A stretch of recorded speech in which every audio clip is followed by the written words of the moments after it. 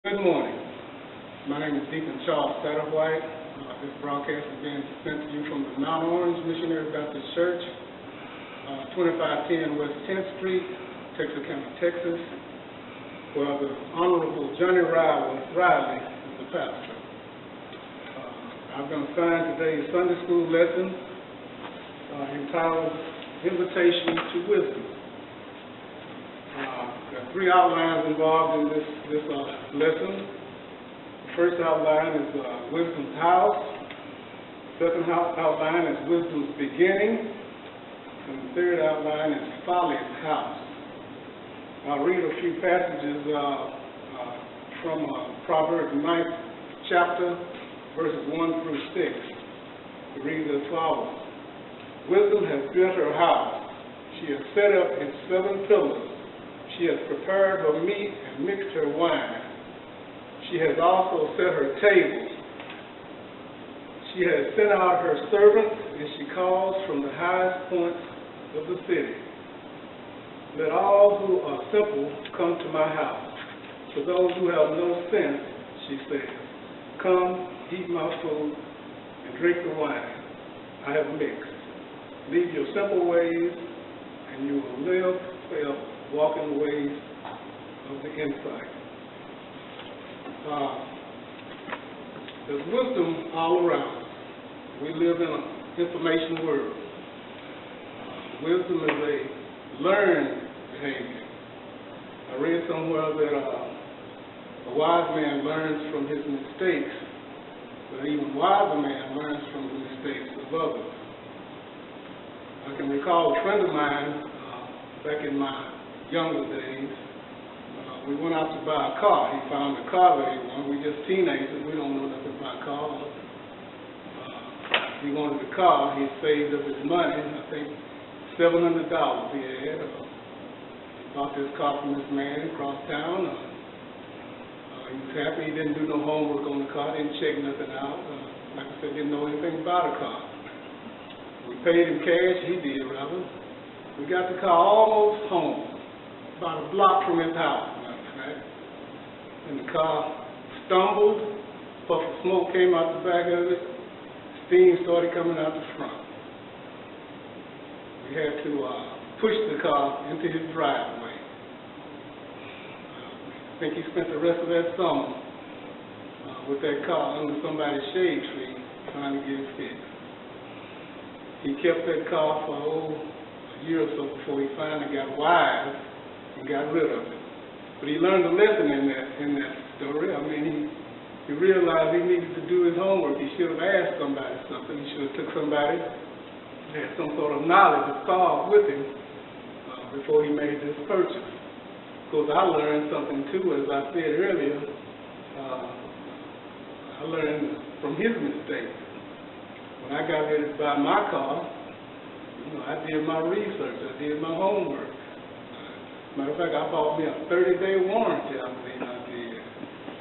Everything worked out fine, but as I said earlier, I learned from his mistakes. You don't always have to make a mistake on your own accord to learn something. Sometimes you can just watch somebody else. That's all the information you need. So with that said, that hopefully you can gather something from that information. Just do your homework sometimes. Ask a few questions. Don't fall into something foolish or unwise. Now, the second outline is entitled Wisdom's House. So again, it's Wisdom's Beginning. I read as follows. Do not rebuke mockers, or they will hate you. Rebuke the wise, and they will love you. Instruct the wise, and they will be wiser still.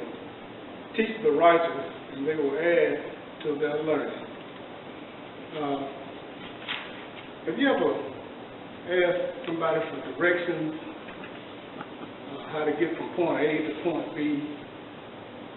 You follow their directions to a T. You go down 2 blocks, you turn right, you make the right turn, you go down a couple of blocks, you turn left, etc.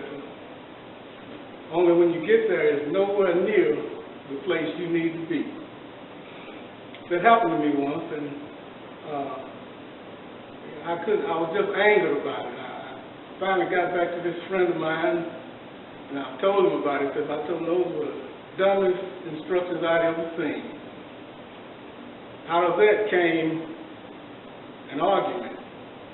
It turned into, I guess what this lesson says, it turned into some sort of mockery. We both left angered and mad at each other, not speaking. I thought that was the dumbest thing anybody could have done, and he thought I didn't give him the right direction. So be careful who you go to for instruction.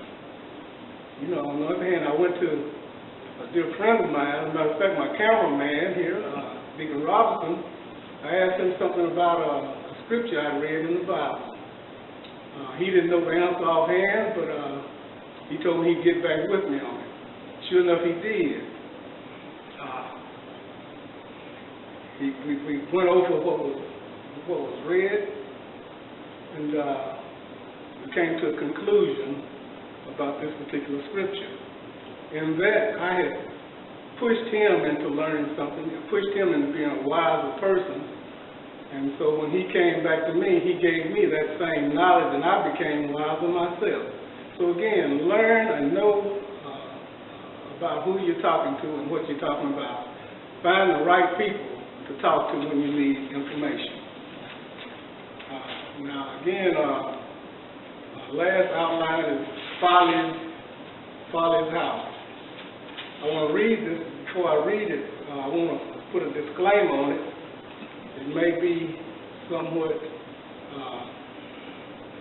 I don't know what the word I'm looking for. It may be you may be offended by it. Let me put it that way.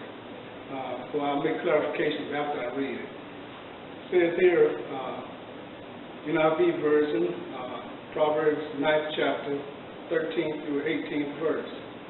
It says, folly is an unruly woman. She is simple and knows nothing. She sits at the door of her house on the seat at the highest point of the city, calling out to those who pass by, who go straight on their way. Let us all who are simple come to my house. To those who have no sense, she says, stolen water is sweet. Food eaten in secret is delicious. But little do they know that the dead are there, that her guests are deep in the realm of the dead. If you notice, there's a stark contrast between Folly's house and the house of wisdom. They both call out from the highest places. They both call out from busiest intersections. They call you for different reasons. Folly's house is calling you for misguided information, calling you for foolishness. The house of wisdom is calling you for knowledge. The house of wisdom is calling you for understanding. The house of knowledge is calling you for rest. God says, eat of my wisdom, drink of my wisdom, and my ways, let my ways be your ways. The house of folly is all about a house of foolishness. The reference to this is speaking in terms of a foolish woman, a foolish house. A foolish house, Folly's house, is a house that is loud and undisciplined and without knowledge. If that's the case, I've been to that house. Maybe some of you have been to that house before as well. If you ever been to